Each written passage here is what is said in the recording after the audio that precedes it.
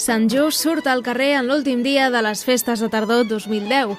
Les entitats i partits polítics locals van sortir al carrer l'últim diumenge de festes en el tradicional Sant Just al carrer, una jornada que s'aprofita per donar a conèixer nous projectes i oferir els seus serveis i activitats a la ciutadania. Des de primera hora del matí, entitats esportives, veïnals i culturals, escoles i grups polítics municipals van instal·lar les seves parades en els carrers més propers a l'Ajuntament de Sant Just, en un matí festiu que no es va perdre ningú. Peces de roba, joies i artesania, roses medievals i menjar del país són només alguns dels productes que oferien els diferents estants. Les entitats informaven als ciutadans i ciutadanes sobre allò que exposaven. Això és l'abans, que és la història de Sant Just, per fascicles. I escoles com les escoles Montseny i Canigó recaptaven fons pel seu viatge de fi de curs. També hem fet un joc que es diu la piscina de sort. Tires una moneda i a la cara, i si toca a la cara d'algun nen de la foto que surt, doncs et donem el triple del que has tirat. Estem fent una paradeta per recollir diners pel nostre viatge de final de curs. A Andorra. A Cerdanya. A Cerdanya, a Andorra i a França.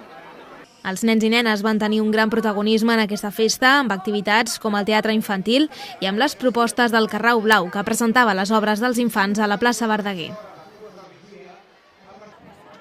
La solidaritat també va tenir un paper destacat al Sant Just al carrer.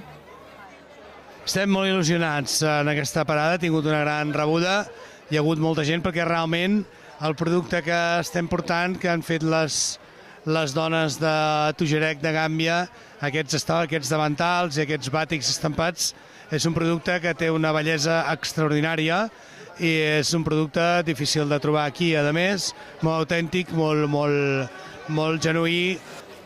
Tot plegat acompanyat amb pintura de diferents artistes, música dels tabals al Drac de Sant Just i dels músics de Sant Just, dels gegants, de sardanes de la plaça Can Preciós i de bon ambient casteller als jardins de Can Ginestà amb els castellers d'Esplugues, Badalona i amb els xics de Granollers.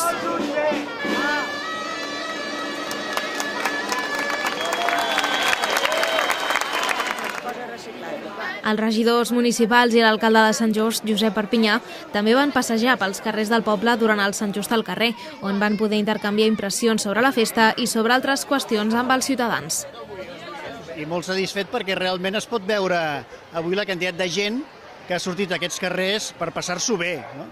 Que prous problemes hi ha a la vida en aquests moments que el que es tracta és tenir aquestes estones, saludar a les persones. Hi ha persones que a vegades els veus només al Sant Just al carrer, no? Veïns que costa a vegades veure'ls el reste de l'any i realment doncs, estem molt contents que aquesta festa els veïns i les veïnes de Sant Just se la facin seva i cada vegada més, com és concretament el Sant Just al carrer, no?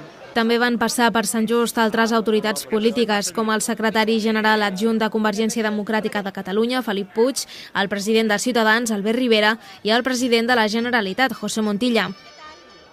Montilla, veí del municipi des de fa 15 anys, també va aprofitar l'acte per parlar amb els santjustencs i per signar el seu últim llibre. Em sembla una magnífica ocasió, segur, perquè la gent es pugui trobar, pugui compartir una estona, pugui comprar un llibre o pugui pura i simplement passejar en un dia esplèndid com el que tenim avui.